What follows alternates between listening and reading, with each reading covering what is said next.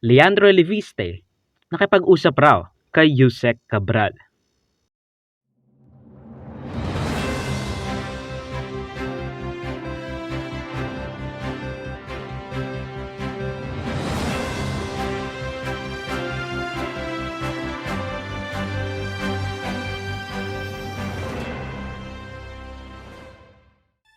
What do you get when you have a seemingly hungry for notoriety and name recall Nepo baby trying to break out of their locality to be known nationwide hindi lang sa pagiging isang bilyonaryo but for these loud and honestly jarring but ultimately intriguing revelations lalo na nung he refused a bribe and publicly said so.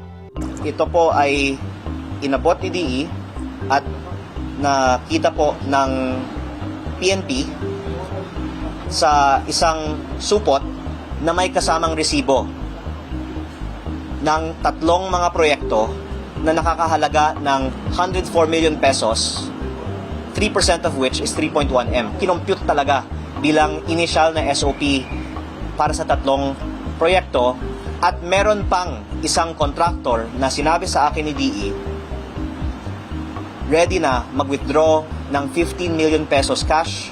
Kung nag-okay po ako, baka kinabukasan, pwede niyang ipadala na sana. Kaya daw nila akong bigyan ng 5% hanggang 10% mula sa 3.6 billion ng mga proyekto ng unang distrito ng Batangas. Yusek Cabral knows more about the DPWH budget than any other official, and that she should be made a state witness. At ikinalulungkot ko po na hindi ito na-actionan ng gobyerno. Pero for the record, nung November ko pa sinasabi lahat ito, nung buhay pa si Yusek Cabral.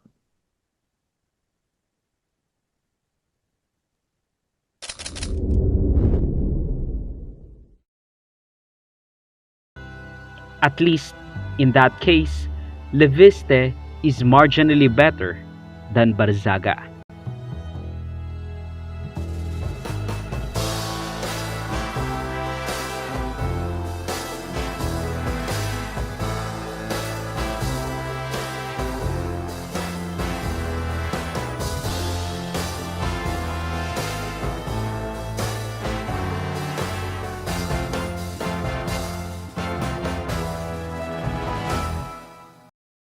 Bagong-bago pa ang balita, hindi pa mainit ang kape.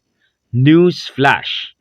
Namatay si dating DPWH Undersecretary Cathy Cabral due to blunt force trauma in an apparent suicide sa tabi ng Kernel Road sa Benguet near the overpriced rock netting scandal ng isang kongresista who shall not be named. Pero alam ko, tingin ko, sanay siya ron kasi yung lahat ng rock netting, ando doon bande. Ay, nga pala, controversial din yung rock netting na yan, ano? Yung isa pang... Congressman Eric Yap yata ang ayun pa, kausap niya ron, tama, no? Sec. Nakita kasi namin yung Ion Hotel kung saan siya tumira ay pag-aari ni Yusek Cabral. Yung hotel mismo? Yung hotel mismo. Oh. Hanggang 2025. Pero binenta niya ng 2025 sa isang nangangalang Eric Yap. Nako, yun. It is evident na yung mga paglagay ng rock netting na yon ay dumaan sa opisina ni Yusek Cabral.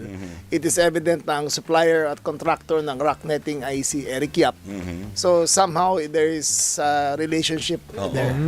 Pero hindi lang yan ang breaking news dahil less than a day later, matapos matagpuan si Yusek Cabral na nasa sentro ng flood control scandal, nag-post si Leviste na nagsasabing may mga files daw si Cabral na mga proponents ng DPWH insertions which implicates the entire government.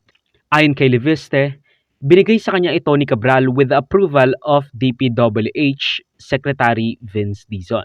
I showed it to them on November 18, and they went to office in Congress on November 19, and the Ombudsman's field investigation team also came to my office on November 26, and they said it was the first time that they saw this list, because as I think I also mentioned before, the ICI's team visited the DPWH central office in early September and said that her office was cordoned off and they were not given any of the internal files from her computers. And then when they eventually came to her office after the ICI was formed in later September, the computers that had these files were no longer there. Yes, I have the list of the proponents in the DPWH budget, and I was focusing on Congressman Garjola because that was the subject of our general discussion. But of course, out of the entire budget, there are many other proponents than just Congressman Garjola. I want to explain that there's the allocable and non-allocable. And the allocable is 401 billion pesos in the past two budgets. And this was also a system that was invented by no less than former Undersecretary Cabral. Ayon kay Leviste, bigay sa kanya ito ni Cabral with approval of DPWH Secretary Vince Dizon noong September 4, literally 3 days after sworn into the position of Secretary si Vince Dizon, which he showed to the ICI at Ombudsman daw noong Nobyembre. But before all that jazz, may side quest pa si Leviste dahil binatikos siya ni Bicol Saro Party List Representative Terry Didon dahil nga kung noong September pa lang may listahan na siya, bakit hindi niya nilabas? Which, honestly, valid. Bakit niya sinasabi yan ngayon na patay na yung makakapagpatotoo sa mga sinasabi niya? Is it hearsay versus hearsay?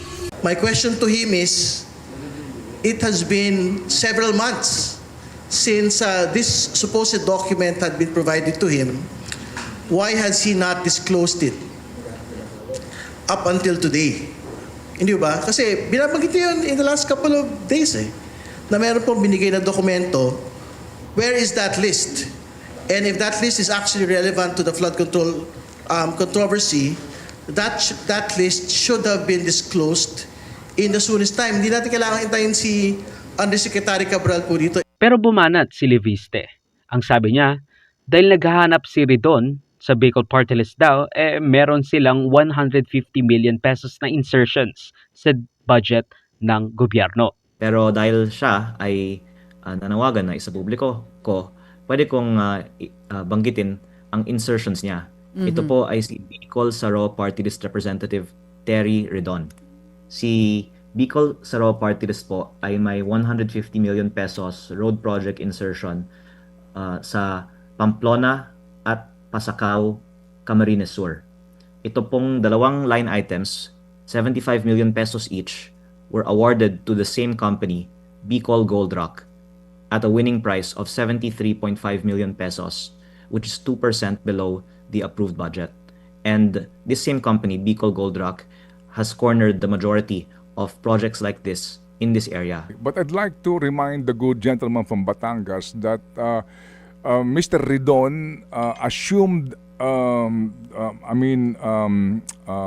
run for Bicol Saro Party List only this 2025 elections as the first nominee. Yes. Una, super sinungaling si Congressman Leviste. At pangalawa, fake news. Yung sinasabi niya na meron po ka-insertions for the 2025 national budget kung hindi pa ho ako kongresista nung pong binubuo po ito nung pong 2024. Yung malinaw po, ang Bicol Saro Party List po yung nasa 19th Congress. At it's not really an accusation kasi aminin na lang nating lahat ng congressman may submission sa DPWH budget, hindi sa House necessarily, pati sa NEP. At ito po ay hindi inaamin ng DPWH, pero pwede ba aminin ng lahat ng mga congressman, meron tayong sinasubmit sa NEP. At ang mga files na yun ay nasa opisina ni Yusek Cabral. Nawang sabi ni Leviste, tinawagan ni Vince Dizon si Cabral na ilabas at ibigay kay Leviste ang listahan. Ire-release niya raw ito kapag pinayagan na siya ni Vince Dizon and that he has confirmed na meron talagang ganong file. Bakit po ba kailangan ng permission to sa publiko po yung mga dokumento? Tulad po ng nabanggit ko, ang files na ito ay ibinigay sa akin pagkatapos tumawag si Secretary Vince at tinawagan din siya ni Yusek Cabral noong September 4. At unang-una, normally pag may tao na magbigay sa iyo ng files, courtesy lang na bago isa publiko ito, ibigay sa kanya ang pagkakataon na siya ang sa publiko nito, lalong-lalo na po dahil maganda kung ang DPWH ang magpaliwanag at magbigay ng konteksto at kumpletong datos sa mga files na ito. At dumadaan din naman po tayo sa proseso, kaya ako po ay nagpapasalamat muli kay Congressman Arce at sa lahat ng mga co-authors nitong resolution dahil I think it's time na buksan ng Kongreso ang investigation into the files of the DPWH Planning Services Office. The Cabral files would apparently implicate ang buong gobyerno, congressman, senador, secretaries, undersecretaries, at mga pribadong individual. May isa akong kasamahan sa Kongreso na nagsabi, bakit hindi lang ni Leandro sa publiko ang listahan? Ang sagot dyan na banggit ko na kanina, pero yung isa is, ayoko naman na magalit sa akin yung buong Kongreso. Pero ngayon, tinatanggi ni Sec Vince na wala pa siyang na-authenticate dahil hindi niya pa raw nakikita yung sinasabi ni Leviste na dokumento. So, how would I know what to authorize, what to authenticate if hindi ko pa nakikita yung sinasabi ni Leviste? So, either Leviste is lying or ayaw lang maipit ni Sec Vince kasi nga katrabaho niya and probably even yung boss niya ang may implicate, which could be bad for him. For the record, wala akong ino-authenticate na dokumento na hawak ni Kong. Dahil hindi ko nakikita kung anong sinasabi niyang dokumento. So, paano ko ma-authenticate yun? Ang sabi pa ni Dizon, hindi binigay sa kanya kundi pinilit niyang kunin dahil nga big time raw siya para malagay sa kanyang flash drive. Nagpilit siyang kumuha ng mga files at ginamit pa niya yung computer ng isang staff. Ang sabi sa akin ni Yusek Cabral ay nagpilit siyang sa kanyang flash drive galing doon sa computer ng isang staff ni Yusek Cabral. Was he throwing his weight around? Parang ganyan? Parang pinipilit niya yung mga staff? Yes, that was the impression I got. And so, kasama sa pangunguna ni Egay Rice ng Caloocan, ang Akbayan Party List, Representative Laila de Lima at Eli San Fernando, pinaiimbestigahan nila ngayon ang pagkamatay ni Yusek Cabral. Now, ayon sa listahan ni Leviste, may 400 billion pesos raw ang magagamit ng mga congressman na may distrito. 15 billion pesos naman ang paghahatian ng mga party list, 21 billion pesos sa mga senador, at 285 billion pesos naman sa iba pang mga proponents. No, mariin niya rin sinasabi na hindi pa niya nilalabas or ilalabas sa mga files and that malay mo nga si Sec Vince mismo ang nag-authorize na ilabas sa media ang mga files na nakita niya sa TV at online. He was even probably giddy kasi nga siguro ang ginagawa ni Sec Vince na patagong paglabas ng files right after makuha nila yung computer ni Yusek Cabral. Now, hindi natin alam kung ano ba talaga ang nangyayari behind the scenes. Kung totoo ba itong sinasabi ni Leviste dahil Sec Vince refuses to confirm na may binigay siya nor has he said anything about authorizing the release of these files. Hindi natin alam or hindi natin sure kung ano ba talaga ang game plan nito.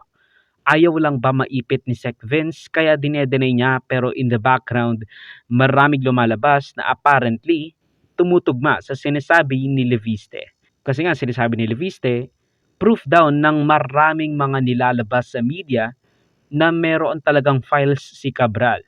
So that would indicate na he supports or at the very least, he knows that it aligns with whatever he has on his arsenal. Kung ano yung nasa kanyang original kuno na kopya ng mga files ni Cabral. Pero you know what? Hindi natin alam. Hindi natin alam kung nagsisinungaling ba itong si Leviste or is he really telling the truth? Who knows? Ano sa tingin nyo? Ang video clip na ito ay galing sa aking series ng News sa Verdirika. Check the entire videos for the complete weekly news recap and subscribe to the channel to be kept up to date sa mga local at global news na I'll make sure will be interesting to you. Particularly you, whatever your name is. Hindi ko alam, sorry. Salamat sa panonood mga Varmi. Like, subscribe, follow me like sa socials and avoid Joseph that will be linked down below. So, susunod of course. Paalam.